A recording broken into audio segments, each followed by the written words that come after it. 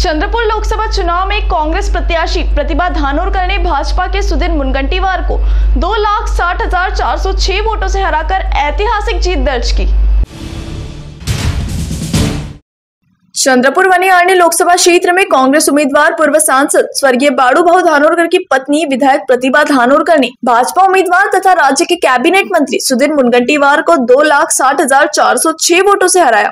आज संपन्न हुए मतगणना में कांग्रेस प्रत्याशी प्रतिभा धानोरकर ने 7,18,410 वोट लिए, तो वहीं भाजपा प्रत्याशी सुधीर मुनगंटीवार ने 4,58,004 वोट लिए, जबकि अन्य 13 उम्मीदवारों में किसी ने भी 22,000 से अधिक वोट नहीं ले पाए। जीत के बाद कांग्रेसियों ने जश्न मनाया। बता दें कि आज चंद्रपुर MIDC स्थित वखार महामंडल के गोदामों में कड़ी सुरक्षा में मतगणना प्रारंभ हुई।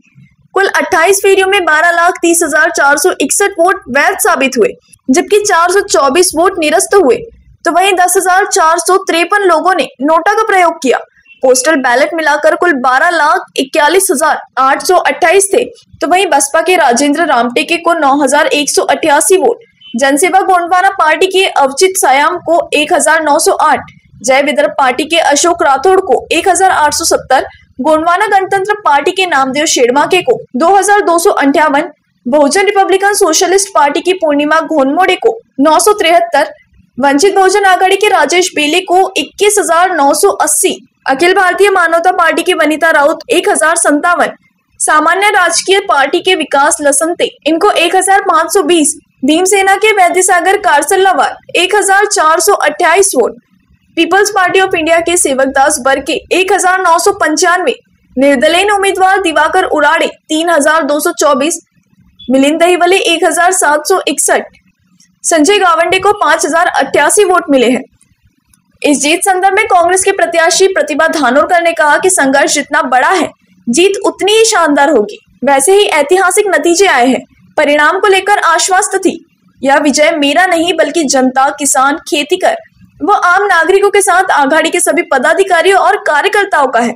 नक्कीच आजचा विजय हा मी सुरुवातीला मतदानाला जाताना देखील सांगितलं की एक देशाला कलाटणी देणारा असा ऐतिहासिक निर्णय असेल आणि नक्कीच आजचा विजय हा ऐतिहासिक विजय झाला। हा विजय त्या प्रतिभा धानोरकरचा विजय नसून माझ्या भागातील इंडिया आघाडीचे सगळे महत्त्वाचे पदाधिकारी, कार्यकर्ते आणि सगळे शेतकरी, शेतमजूर, कष्टकरी आणि पडद्यामागून राहून काम करणारे अनेक संघटना असतील आणि जनमानसाचा खऱ्या अर्थानं हा विजय आहे। ताई, महाराष्ट्रामध्ये सर्वाधिक मताधिक्याने विजय झालेला आहे, हा विजय कुणाचा म्हणतात?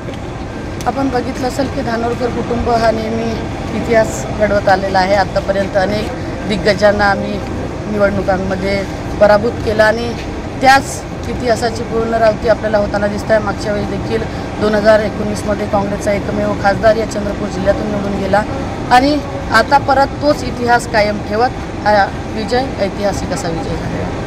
तो वहीं भाजपा के प्रत्याशी सुधीर मुनगंटीवार ने कहा कि वे पराजय नम्र रूप से मान्य करते हैं। चुनाव दौरान केंद्र स्तर के प्रश्न हल करने के लिए मैंने वोट मांगे थे, किंतु मुझ पर विश्वास कम होगा, इसलिए जनता ने मेरा पराजय किया है। जो जीती है प्रतिभा ताई, उनको मैं शुभकामनाएं देता हूँ।